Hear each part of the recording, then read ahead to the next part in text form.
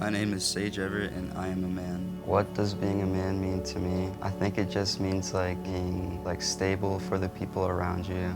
I don't think the media's changed my perception of gender at all. I think there's just a number of different propaganda going around, just trying to spread disinformation. My name is Jeff. I am a man. To me, being a man means being comfortable in your own self, just being comfortable in what you're doing.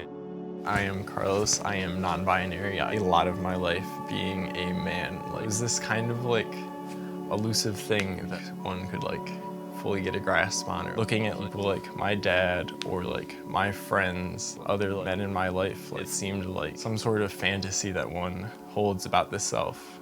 I do not want to hear their weird ideas about where I fit in their binary view of gender. A lot of times probably struggling with kind of telling other men and women my feelings. With women, I think it's easier to do that. If I go to my mom, it's easier for me to do that. They seem more emotional than the relationships I have with men mostly. I wish there was role models that I could look up to that were in touch with their emotions more, because I think that'd be helpful. Not doing emotions yet declaring yourself as more dominant, or trying to feel you, just trying to have no one disagree with you, kind of contradict each other. If you can't properly deal with your emotions or communicate with others, you're just gonna end up with shitty friends or in a shitty situation. In my philosophy class, we talked about how the collapse of a fantasy is often violent.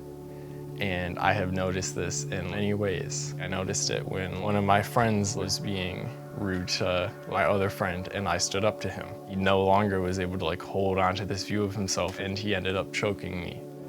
There's a situation where I was talking to another guy, and we were getting into it pretty badly, and we both stood up to fight each other, and I ended up getting punched. It was a sucker punch, by the way, but I did end up getting punched.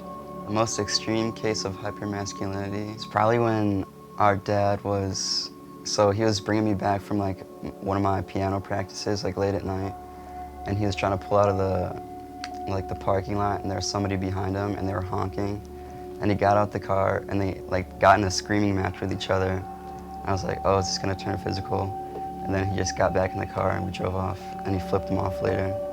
I honestly just try not to think about it too much, because you can just be yourself and not really have to think about it, and you'll be fine, so. And there was 3 of us in that bitch. That was good look. That was the most dead class ever, bro. We just walk in there, she'd say do this, and then we just do it for 40 minutes. It was We ain't never looking back. We ain't never looking back.